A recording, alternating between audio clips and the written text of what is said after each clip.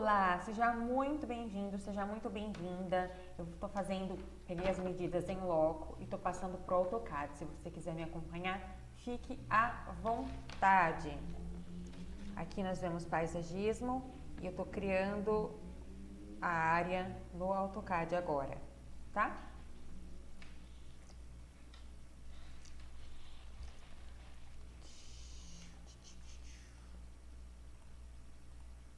Depois, mais tarde, eu vou colocar aqui a planilha que eu estou fazendo com os blocos de vegetação, que ajuda muito na busca, né? O pessoal tem bastante dificuldade de encontrar blocos. Em minha biblioteca ela é bem grande, então eu estou juntando tudo em planilha. Se você é arquiteto e não tem conhecimento de plantas, nessa planilha tem o nome popular, o nome científico, a altura e os diâmetros limites da planta. E aí tem também o bloco da vegetação em 3D, no SketchUp, e um link de alguma página que eu tô colocando para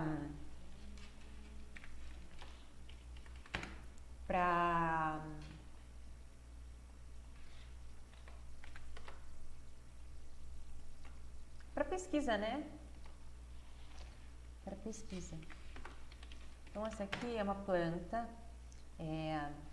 de escala 1. O que é escala 1 em paisagismo? Escala 1 é escala de lote ou uma escala particular, tá? A escala 2 entram praças, canteiros públicos e até corporativo, dependendo da proporção, e o escala 3 já são grandes áreas.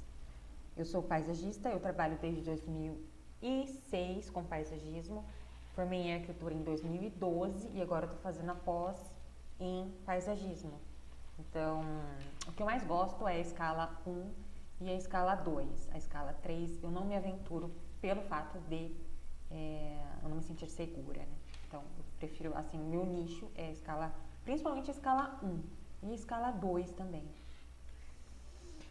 Então, aqui tem aqui são os pilares que eu tô, aqui é uma área externa e aqui é uma área interna, né? Nós, como somos arquitetos paisagistas, e se você não é arquiteto, você também tem muito conteúdo aqui para você, que eu pego a questão de jardinismo, né? Como que começa, como a gente começa a planejar um jardim, fazer um planejamento dentro das disciplinas que o paisagismo contempla. Então, também tem conteúdo aqui para você. Então, eu vou mandar aqui. Esse vídeo aqui é único e exclusivamente para levantar o 2D com as medidas todas que eu já peguei em loco.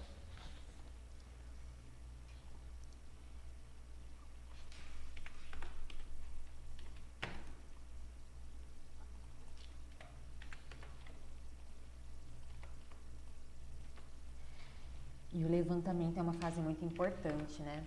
Porque se a gente erra alguma coisa, alguma medida no levantamento ou deixa de anotar alguma coisa importante, que seja um ralo, que seja uma torneira, isso pode modificar bastante o nosso detalhamento, né? Então uma fase muito importante é a fase de levantamento de medidas em loco. E você pega tomadas, eu pego tomadas quando é externo. Interno, obviamente, também, né, na arquitetura. E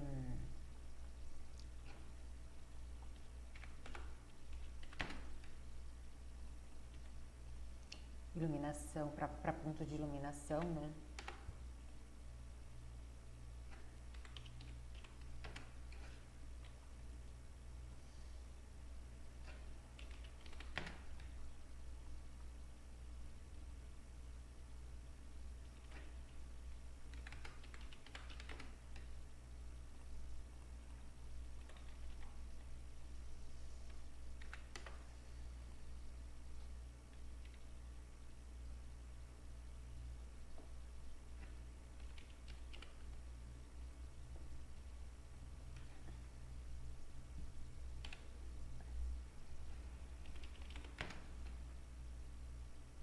Agora tem que dar ali em cima.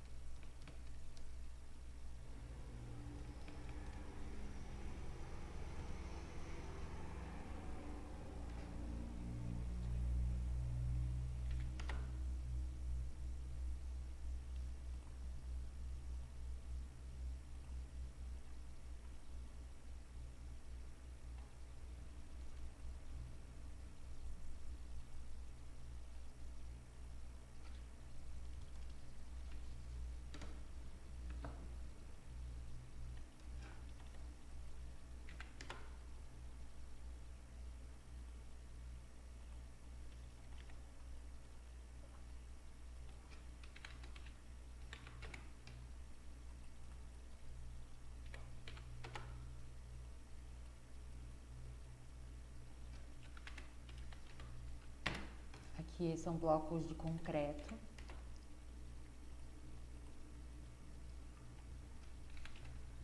Então, ele tem a medida de 19. 19 por 19 por, acho que é 39.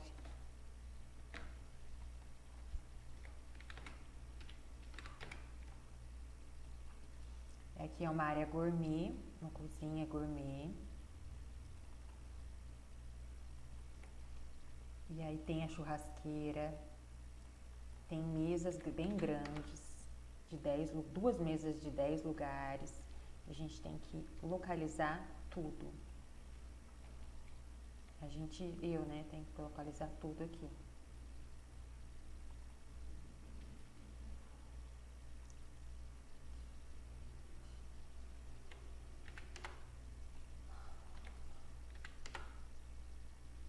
Aqui é um tijolinho de vidro.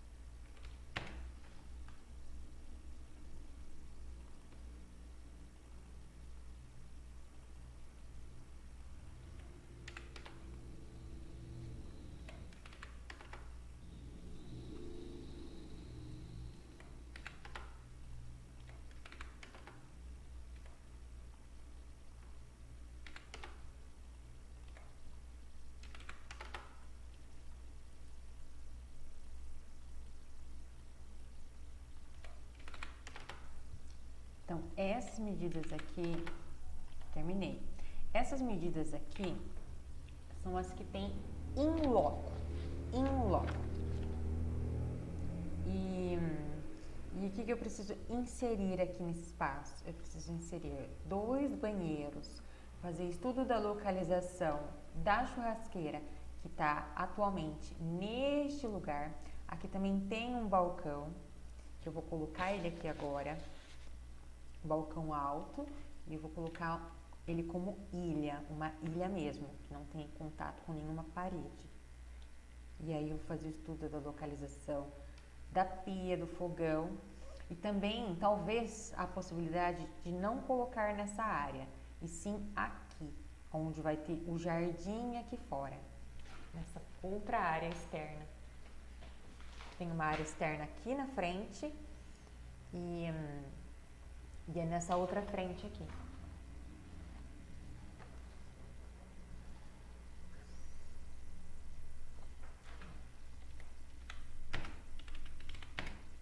Então, a área do jardim é esta aqui, ó.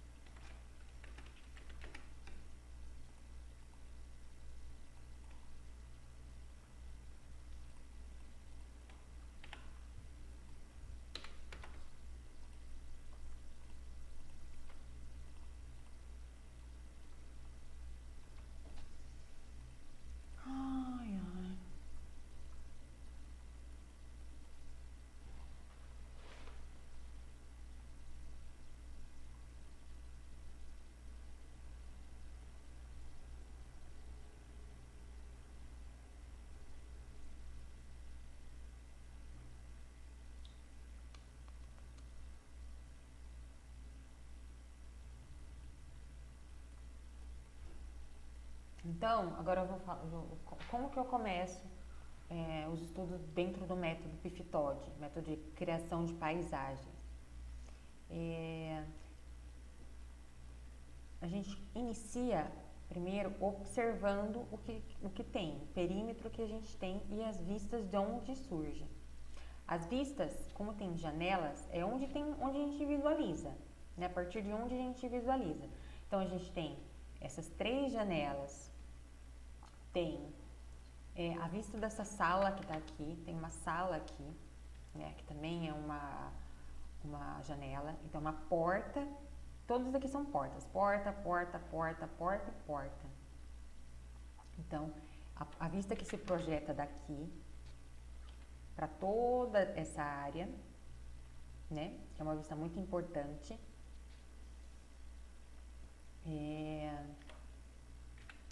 A vista que se tem daqui, de quem chega, ou seja, o que a pessoa vê, né? Ela tem essa porta aqui de vista, tem essa vista aqui, que ela acaba não vendo nada pelo fato de ter esse pilar, porém, aqui é uma área de circulação. Ninguém vai ficar parado aqui o tempo todo, né, nesse ponto. Então, ele vai circular. E aí, ele começa a contemplar a vista de cada porta dessa. E aí, tem essa vista aqui, essa próxima vista aqui e essa próxima vista aqui. Né? Eu posso projetar uma vista aqui do fundo, que ela contempla todo o espaço, todo o espaço. Então, em um jardim, muito dificilmente vai ter uma vista só, que é a da paisagem empírica, que o método PIFTOD ensina a fazer a partir da divisão da vista em 2 áreas, a área esquerda e a área direita da mesma vista, traçando uma linha. Então, imagina que em cada vista dessa, vou utilizar vou dar a cor dele. Vamos supor que tem uma pessoa aqui no meio, tá? Aqui é um ponto, eu vou colocar a churrasqueira aqui, então é onde vão permanecer mais tempo. Então, tem essa linha de vista que se limita nessa parede aqui, numa outra que parte do mesmo ponto, e aí o que ela vê? Ela vê um pouquinho daqui, ó.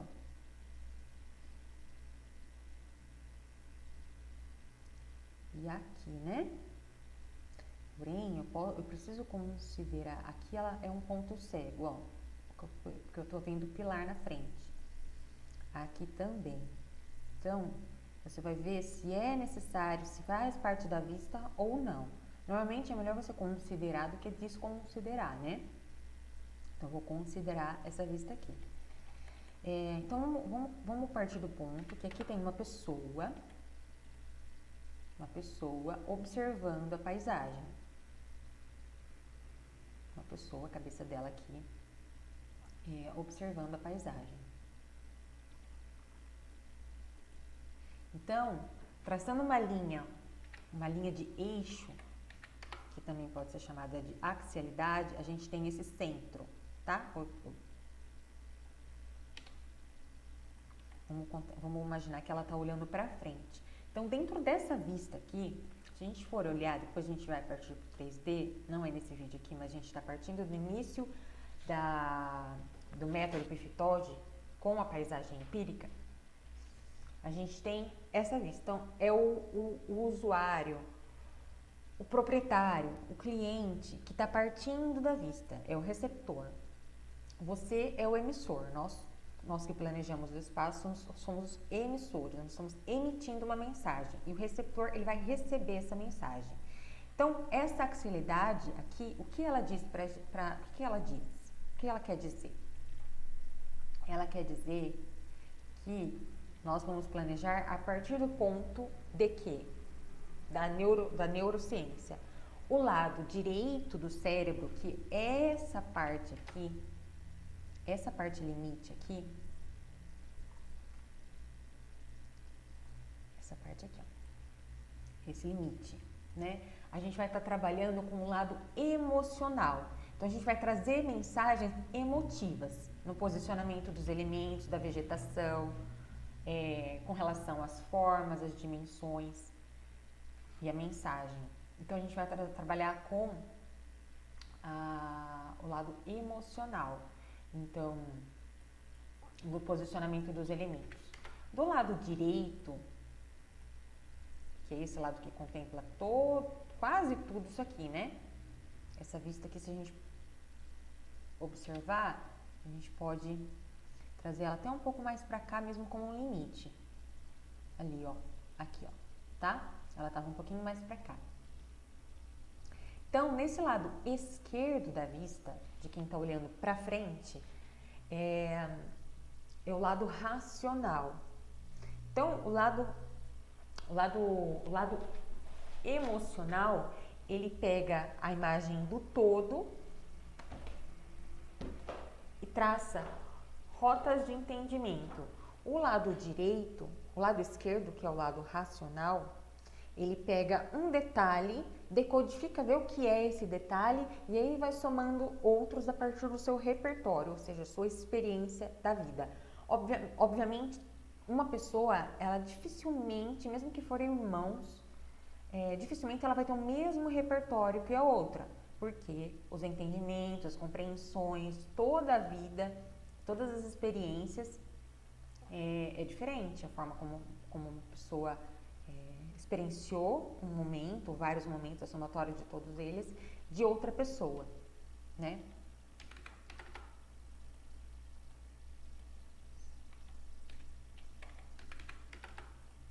Então, esse é o início da criação da paisagens no método Pifitode. É você entender de onde partem as vistas, perceber que dentro das vistas, o que é essa paisagem empírica? A paisagem empírica, eu vou te mostrar aqui como é essa projeção de vistas.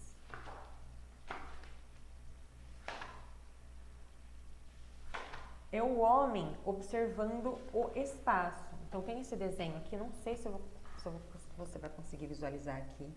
Tem esse homem observando uma cena, tá? Nessa visão, que é a paisagem empírica, a gente tem essa forma, que se assemelha a um olho, obviamente, né? Essa forma, como eu cheguei nessa forma, né?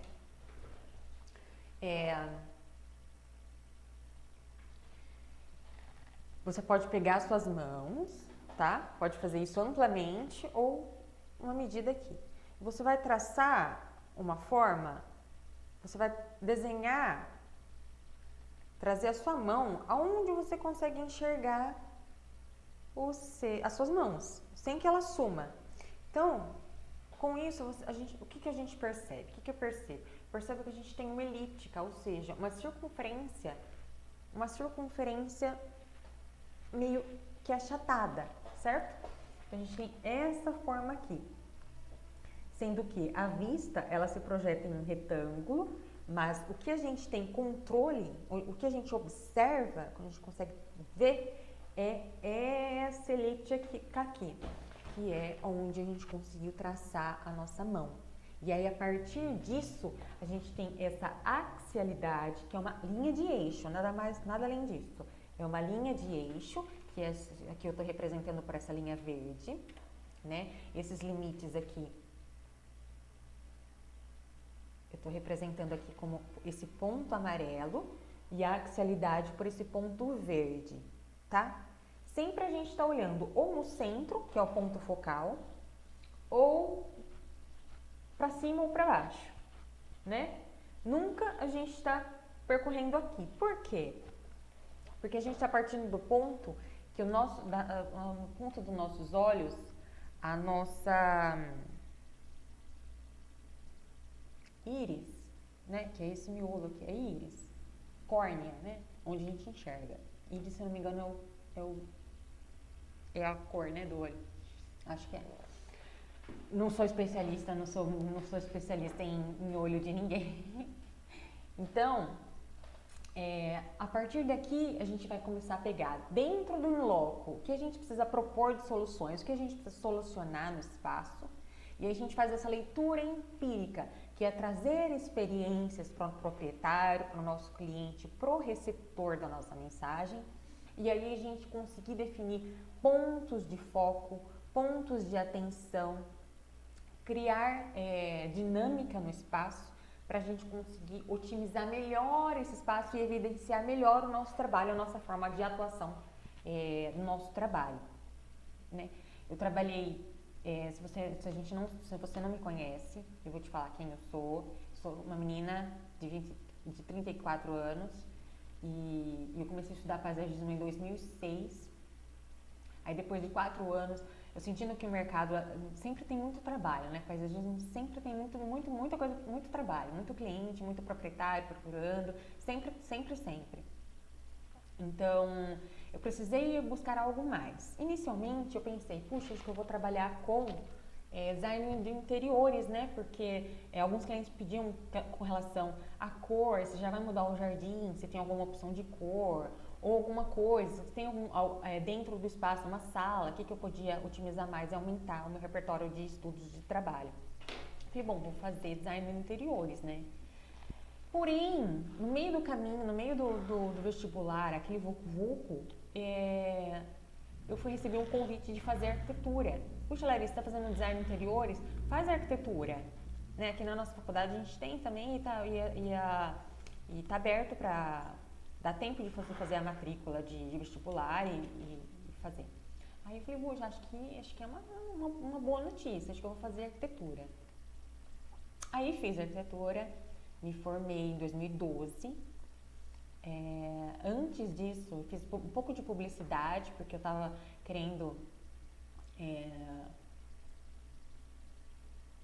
enfim, marketing de cliente, né? Eu falei, bom, vou fazer publicidade. Aí fiz 2 anos e meio, vi que não era o que eu queria, não era, enfim, acho que todo mundo tem esse momento, né? De começar a fazer alguma coisa e ver que não é.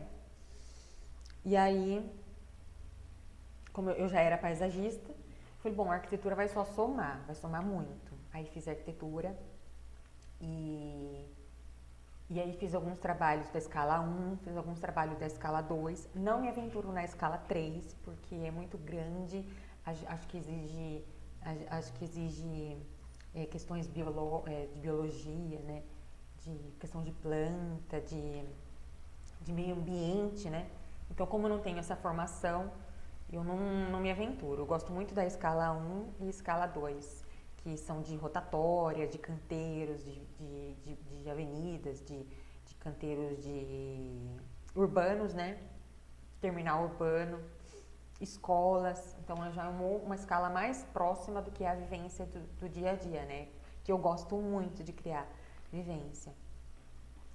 E que até é isso, né? A partir das vivências que a gente vai experienciar no ambiente, a gente vai oferecer como uma experiência para o nosso proprietário cliente, para o receptor da nossa mensagem, nós emissores, né, de criação de paisagens. E aí a gente com a paisagem empírica, com o estudo do método Pifitode, a gente tem essas localizações bem mais otimizadas, né? Eu consigo criar mais estudos, né? E o cliente, ele agradece muito, porque ele consegue perceber o controle que a gente dá na mão dele e que a gente oferece o melhor trabalho, né? Eu sempre ofereço o melhor trabalho, seja um trabalho de experiência, né? Na vivência, ou seja, como a pessoa é, de onde ela veio, qual o objetivo dela para esse espaço, o que ela deseja. E às vezes ela não consegue muito extrair isso num primeiro momento. Então a gente vai agindo com a sensibilidade, né? Utilizando um briefing, acompanhando, oferecendo propostas ousadas. Você não pensou nessa experiência, de repente, de ter uma área de frutas, ou se você tem o hábito de leitura, onde você vai ler, eu posso te possibilitar ler num jardim, num local agradável, com sombra, que você possa relaxar, ou um ambiente como esse, que você vai ter uma experiência em família, né? Uma família grande, vocês veem, ele tem 2 mesas de 10 pessoas e a casa está sempre cheia, né? Então, esse jardim que a gente vai criar, que eu vou criar, ele vai ser um ambiente que vai chamar as pessoas a se aventurar nesse jardim, a percorrer esse jardim, percorrer essas vivências dentro do espaço, ou ele vai ser um jardim simplesmente de contemplação, ou seja, um jardim que a pessoa olha e ela não tem, o jardim não agrada a ela ao ponto de chamar ela para se aventurar. Ah, eu vou percorrer esse caminho, vou percorrer esse espaço para desvendar, para descobrir o que há de novo nele. Ou ele vai ser um jardim que de repente a gente coloca a vegetação por essa parede aqui e aí seja aquilo, né? Olhei, já resolvi e não quero entrar porque eu já resolvi, né? Não tenho curiosidade de saber o que tem ali, além do que eu já vi. Então, por isso que é bom criar vivências, criar pontos de foco de interesse a partir dessa vista aqui, que é da paisagem empírica. A partir desse ponto, que esse ponto aqui não é só esse. Esse ponto aqui, ele também é traçado de outros pontos. Então, aqui, por exemplo, eu tenho essa vista aqui, ó. Tá vendo? Aqui é um outro estudo de paisagem, ó. Ó. Tá? E aqui a gente tem o emissor, o receptor, que é o usuário. Eu não gosto muito de usar a palavra usuário, mas usuário é quem está utilizando o espaço. E aí também a gente tem a axialidade aqui, a linha de eixo. Então tem um eixo aqui, que a gente pode, que a gente pega essa medida aqui, tá? Resumidamente essa medida aqui, divide ela ao meio. Meu AutoCAD não tá pondo aqui no meio e eu não lembro o nome do negocinho aqui para modificar, para eu conseguir traçar a linha. Mas é essa medida aqui, né? No meio, e aí traz a axialidade para cá. Mesmo que a axialidade, vamos supor que a axialidade aqui, que é essa linha de eixo, ela vai dar bem aqui nesse pilar. Beleza, beleza. É aqui, a partir desse pilar que a gente vai criar. A gente vai ter bem definido o lado direito e o lado esquerdo, trazendo emoções, né? Emoções e controlando essas emoções, sabendo quais são, para onde vão, desse lado direito e o lado esquerdo, né? A busca pela curiosidade, porque a gente sempre fica curioso, né? Querendo saber na racionalidade. É sempre interessante criar curiosidades nesse lado, né? E no lado emocional é mais criação de beleza, né? De contemplação do que já é concreto, né? Nada de criar muita dinâmica nesse lado direito, porque ele vai ser muito com relação às emoções, ele vai indagar muito, e a gente não quer ser muito indagado na questão de emoções, né? A gente quer ser indagado na questão da razão. Então, é assim? Por que é assim? Será que é assim mesmo? Vamos aventurar mais para ver como funciona? E aí a gente vai criando paisagens dinâmicas da melhor forma pro espaço. Que mais? E aí também dentro desse perímetro a gente tem as grades ou grids, né? Que a gente cria, tem o grid da proporção áurea, que é o método PIF-TOD, a parte Φ do PIF-TOD é a proporção áurea. O Pi é o desvendar a forma que a gente tem e partir da unidade com as formas primárias. Se você vai utilizar linguagem formal, ou seja, linhas retas, ou linguagens orgânicas, que a gente acaba utilizando a circunferência e as relações com a circunferência. E o grid, a grade dos vértices também, que é onde a gente, dentro desse perímetro, que acaba sendo o mais fácil, tá? Que a gente cria hierarquias com relação à medida das linhas. Por exemplo,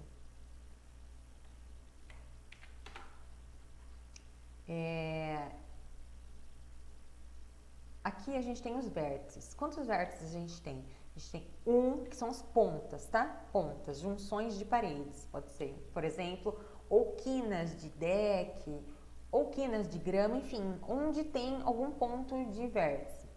Então, aqui temos, aqui que eu tenho 1, 2, 3, 4, 5, 6, 7, 8. 8 vértices. Então, na hierarquia, o que eu vou fazer? Eu vou pegar, eu vou visualizar onde eu posso traçar uma linha mais longa, uma linha mais comprida. Será que é nesse ponto aqui? Ó. Aqui dá uma linha de 16 e 18 metros. Que coisa, é o número da proporção áurea, né? 1618.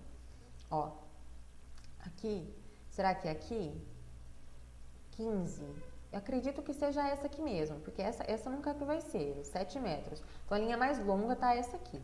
Porém, eu vou provar, experimentar, se essa linha aqui, à medida que ela tem 16 e 10. Então, a linha mais longa que tem é essa aqui, tá? A segunda linha mais longa, que é quase 8 centímetros menos longa que a primeira, ela tem 16 metros e 10. Nessa junção, olha que legal, muitas coincidências acontecem no método PIFTOD, então é um método que facilita muito e dá a certeza que a gente está traçando um caminho correto na nossa criação. Você percebeu que o cruzamento dessas duas linhas, que são as linhas mais longas da paisagem que a gente está criando, ela é a mesma do ponto que a gente colocou aqui, né? Ela é bem próxima dessa axialidade, né? Então, aqui é um ponto de atenção. Qual a atenção? Qual a atenção? Pergunto para você. O que a gente vai localizar aqui no meio? Será que é viável localizar algo aqui no centro? Ou não? Eu criar algum elemento de destaque aqui? Ou não? Ou não é interessante? Eu pergunto isso para você por quê? Porque cada perímetro, cada área, cada vista é única, certo? É única. Então, é interessante a gente colocar algum ponto de foco bem na linha de eixo ou não? Ou não? Ou de repente eu traçar, não nesse ponto aqui, mas colocar algo aqui no fundo e aí criar uma dinâmica aqui para a pessoa percorrer o espaço e saber realmente o que há para desvendar por aqui, por exemplo, né? E a mesma coisa acontece nas outras linhas de vértices, tá? Porque aqui são micropaisagens. São paisagens que não... Por que micro? Porque elas fazem parte, na hierarquia, elas têm linhas menores. E também tem as outras linhas, olha, aqui, ó, são duas linhas. Então, eu começo a criar um roteiro de criação dentro da problemática que eu tenho. Por exemplo, o que pode ser uma problemática? Vistas indesejáveis. Então, por exemplo, vamos supor que aqui tem uma casa do lado e uma janela que dá bem para o quarto de alguém.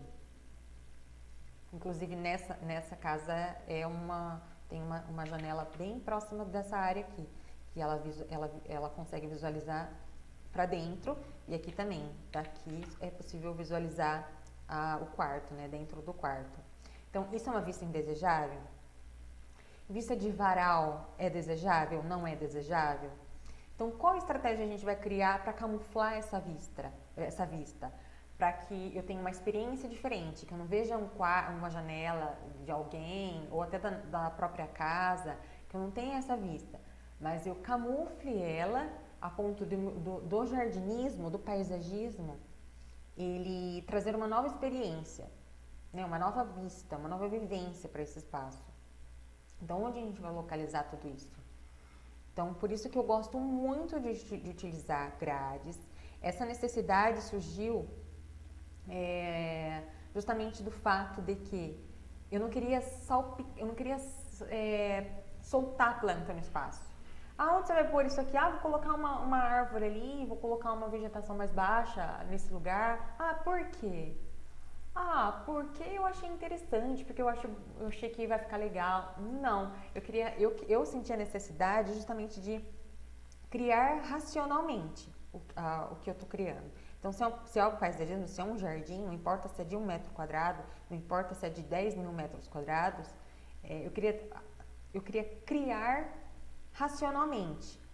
Aí eu comecei a buscar livro, bastante livro, de leitura como o ser humano se comporta, né? Por que ele se comporta de tais maneiras, é, questão de vistas de paisagismo, estratégias de criação, né? Pontos de foco. Nossa, e aí foi um tempão estudando. E aí surgiu o método PIF-TOD, de criação de paisagens, que é onde a gente estuda o perímetro que a gente tem, a problemática que a gente tem no espaço, e aí a gente aplica as grades da proporção áurea, a grade dos vértices, que é essa aqui, que é a mais simples, e a grade também da raiz de 2. A raiz de 2, ela é um pouco mais, ela contempla mais um outro jeito de módulo, mas basicamente, dentro da vista que a gente já está criando, o que a gente pode dramatizar com relação a isso? Então, normalmente, inverter a cena, por exemplo, na perspectiva tonal, que também traz o método PIF-TOD, ele traz a questão de colorização, né? As cores, como que a gente trata as cores? Então, dentro da paleta de cores, para a gente trabalhar com harmonia, né? A gente não tem como fugir muito do círculo cromático. Então, com essa axialidade no espaço e a axialidade que também existe dentro do círculo cromático, o que é possível criar? Então, a gente tem um círculo, então, basicamente, tá? Vou explicar de uma forma simples, assim, bem sem vergonha mesmo, como que é esse raiz de 2 na cor. Então, se a gente tem um círculo cromático e a gente está criando uma perspectiva de cor, ou seja, até uma perspectiva tonal, né, de tom de cor. Então, se a gente tem isso bem definido, o que acontece se eu pegar esse círculo cromático e alterar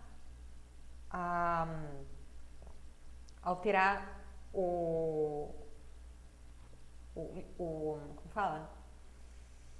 Fazer isso aqui, ó, sabe? Inverter. Se eu inverter, então isso aqui tá partindo de amarelos, de tons quentes, o que acontece se eu inverter isso dentro daquela axialidade que eu tenho aqui no lado não sei que lado que você tá vendo aqui, mas eu tô vendo aqui o AutoCAD, na vista. Então, será que isso dramatiza mais? Então, são estudos, o PIF-TOD é uma somatória de estudos, né, que utiliza também da neurociência para aplicar técnicas projetuais. E aí, quem vai definir isso? É o cliente, é o proprietário. Então, o PIF-TOD, ele dá muitas ferramentas, né, para a gente aplicar nos nossos estudos, aplicar nas técnicas projetuais. E aí, quem vai acompanhar todo esse processo de criação é o proprietário, é o cliente, é o emissor. É o receptor dessa mensagem que a gente está criando. Então, é um método que ele dá muita racionalidade. Você está criando isso, compreenda o porquê, continue. É sempre isso que a gente vê, que eu vejo, né? Eu nunca ensinei esse método para ninguém, tá? Inclusive, hoje é dia 10 de março, 11h14 da manhã, e eu não ensinei ainda toda a técnica PIF-TOD, né? Tem alguma coisa que eu estou disponibilizando em algumas redes sociais, porém eu vou trazer isso, e assim que eu souber a data, tiver a data certa, eu vou avisar quando que eu vou disponibilizar. Para que você, se você sentir interesse, você possa acompanhar, tá? Então é isso. Então, um abraço bem grande para você e até mais.